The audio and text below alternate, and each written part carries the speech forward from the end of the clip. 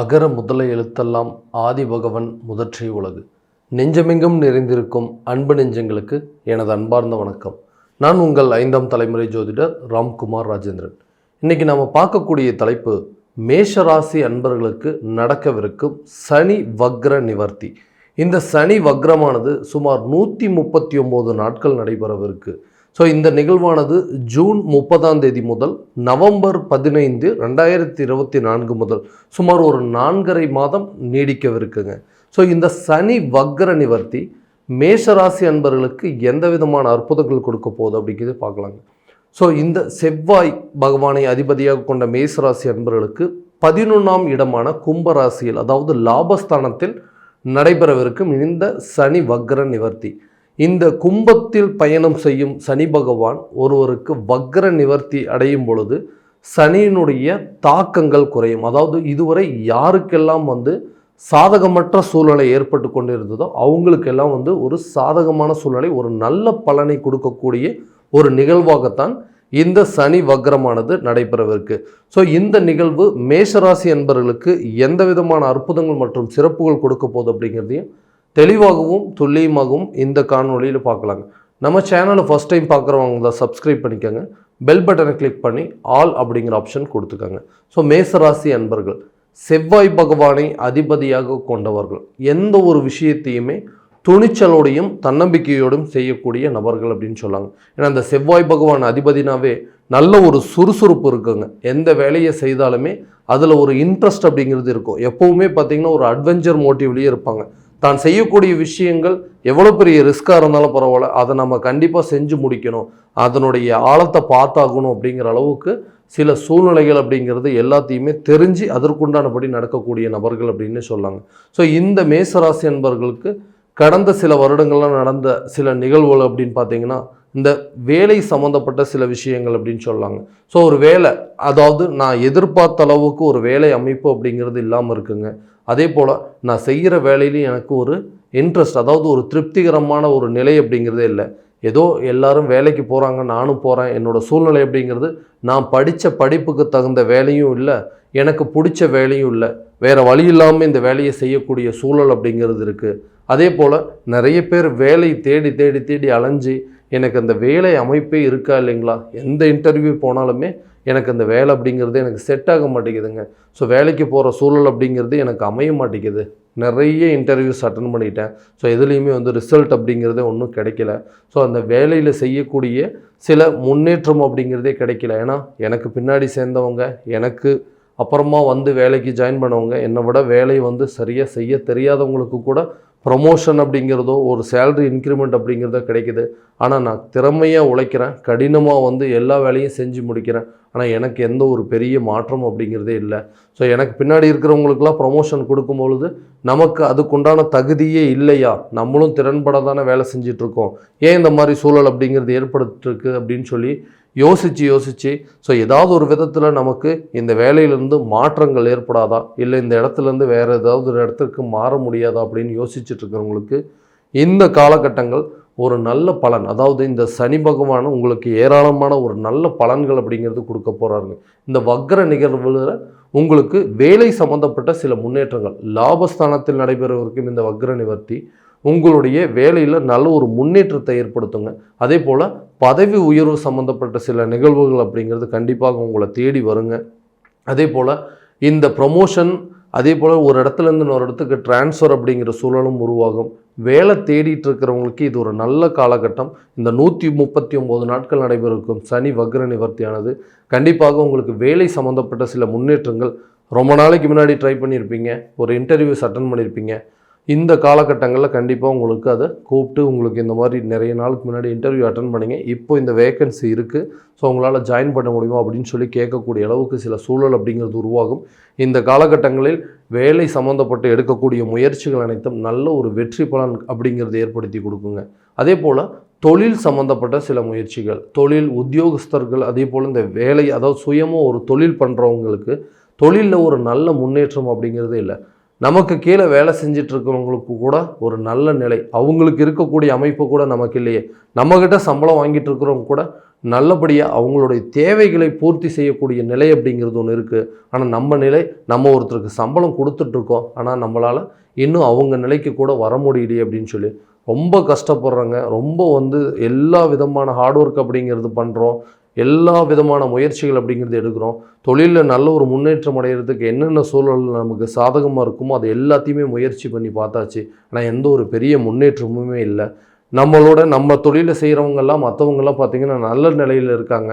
நமக்கு மட்டும் ஏன் இப்படி நடக்குது? ஸோ நம்ம இந்த தொழிலை சூஸ் பண்ணதே நம்மளுடைய தவறா, இல்லை இந்த தொழில் இப்படி தான் இருக்குமா, இல்லை நம்மளுடைய நேரங்காலங்கள் தான் இப்படி இருக்குது அப்படின்னு சொல்லி யோசித்து இந்த தொழிலை விட்டுட்டு வேற ஒரு தொழில் செய்யலாம் அப்படிங்கிற அளவுக்கு சில சூழ்நிலைகள் உங்களுக்கு சாதகமற்ற நிலையாக மாறி இருக்குங்க. ஸோ இந்த வரக்கூடிய காலகட்டங்களில் தொழில் ரீதியாக நீங்கள் எந்த இடத்துல என்ன மிஸ்டேக் பண்ணீங்க, எதனால் நமக்கு இப்படி நடந்துட்டுருக்கு அப்படின்னு சொல்லி நல்லா யோசித்து அதற்குண்டானபடி சில முயற்சிகள், அதாவது தன்னம்பிக்கையோடு செயல்படக்கூடிய ஒரு தருணமாக இருக்க போதுங்க. ஸோ எல்லாருமே சொல்லியிருப்பாங்க, இல்லை இந்த பிஸ்னஸ் உங்களுக்கு செட் ஆகாது, இதை நீங்கள் பேசாமல் விட்டுருங்க, நீங்கள் வேறு ஒரு தொழில் பண்ணலாம், இந்த பிஸ்னஸ் உங்களுக்கு லாபகரமாகவே இல்லை, இதனால் உங்களுக்கு கடன் அப்படிங்கிற கடன் சுமை அதிகமாகிருச்சு, ஸோ நல்ல நிலையில் உங்களால் இருக்க முடியல, உங்கள் கூட இருக்கிறவங்களுடைய வளர்ச்சி கூட நல்லா இருக்குது, ஆனால் நீங்கள் அவங்களோட மேலே இடத்துல இருந்து உங்களுடைய வளர்ச்சி அப்படிங்கிறது எல்லா விதத்துலையும் தடைப்பட்டு இருக்குது, முடிஞ்ச வரைக்கும் இந்த தொழிலை மாற்றுறதுக்கு முயற்சி பண்ணுங்கன்னு சொல்லி நம்மளுடைய தன்னம்பிக்கையை குறைக்கக்கூடிய அளவுக்கு சில நிகழ்வுகளானது நடந்திருக்குங்க. இந்த காலகட்டங்களில் உங்களுக்கு தொழில் ரீதியாக ஒரு நல்ல முன்னேற்றம், அந்த தொழிலை மற்றவங்களோட கம்பேர் பண்ணி நம்ம தொழில் நம்ம என்ன தவறுகள் செய்தோம் அப்படிங்கிறத தெரிஞ்சுக்கிட்டு அதற்குண்டானபடி அடுத்தடுத்த முயற்சிகள் எடுத்து அந்த தொழிலில் நல்ல ஒரு வெற்றி வாய்ப்பு அப்படிங்கிறது தேடி கொடுக்கக்கூடிய சூழலாக இருக்க போது. அதே போல் சுய தொழில் செஞ்சிட்ருக்கிறவங்களுக்கு பண வரத்து அப்படிங்கிறது ரொம்ப அதிகமாக இருக்குங்க. அதே போல் ஏதாவது ஒரு தொழிலில் முதலீடு பண்ணும்போது கொஞ்சம் கவனமாக இருந்தீங்க அப்படின்னா இந்த காலகட்டங்களில் அதிக முதலீடு செய்கிறத தவிர்த்தீங்க அப்படின்னா தொழிலில் நல்ல மாற்றம் அப்படிங்கிறது ஏற்படுங்க. அதே போல் இந்த திருமணம் சார்ந்த சில நிகழ்வுகள், ஸோ நான் வாழ்க்கை அப்படிங்கிறது அடுத்த கட்டத்துக்கு என்னுடைய லைஃப்பை மூவ் பண்ணணும்னு நினைக்கிறேங்க, ஆனால் இந்த திருமணம் அப்படிங்கிறது ஒன்று தடையாகவே இருக்குது. நானும் வேலைக்கு போகிறேன், நல்லா சம்பாதிக்கிறேன், ஆனால் எல்லா விதத்துலேயும் குடும்ப அமைப்பு எல்லாமே நல்லா இருக்குங்க, ஆனால் அந்த திருமணம் அப்படிங்கிற ஒரே ஒரு சின்ன பிரச்சனையால் என்னோடய லைஃப்பை அடுத்த லெவலுக்கே மூவ் ஆக மாட்டேங்குது. ஸோ எல்லோரும் போலவும் நானும் திருமணம், குழந்தை, அந்த மாதிரி சில அதாவது குடும்ப வாழ்க்கையில் நல்ல ஒரு நிலையில் அடையணும், அடுத்த லெவலுக்கு என்னோடய லைஃப்பை கொண்டு போகணும் அப்படின்னு சொல்லி எடுக்கக்கூடிய முயற்சிகள் அனைத்துமே ஏதாவது ஒரு காலகட்டங்களில் தடையாயிட்டே இருக்குதுங்க. ஸோ நம்ம போய் எதிர்பார்க்குற அளவுக்கு ஒரு மணப்பெண் அப்படிங்கிறது அமைய மாட்டேங்குது, ஒரு ஒரு ஒரு மாப்பிள்ளை அப்படிங்கிறது ஒன்று அமைய மாட்டேங்குதுங்க. ஸோ ஏதாவது ஒரு காரணத்தினால தட்டி கழித்து போகக்கூடிய சூழ்நிலை அப்படிங்கிறது ஏற்பட்டுக்கிட்டே இருக்குது. ஸோ இந்த திருமண நிகழ்வுகள் என்னோடய வாழ்க்கையில் நடக்குமா, ஸோ இதுக்கு ஏதாவது ஒரு சூழல் அப்படிங்கிறது அமையுமான்னு சொல்லக்கூடிய நபர்களுக்கு இந்த காலகட்டங்களில் திருமணம் சார்ந்து எடுக்கக்கூடிய முயற்சிகள் கண்டிப்பாக நல்ல ஒரு வெற்றி வாய்ப்பை தேடி கொடுக்குங்க.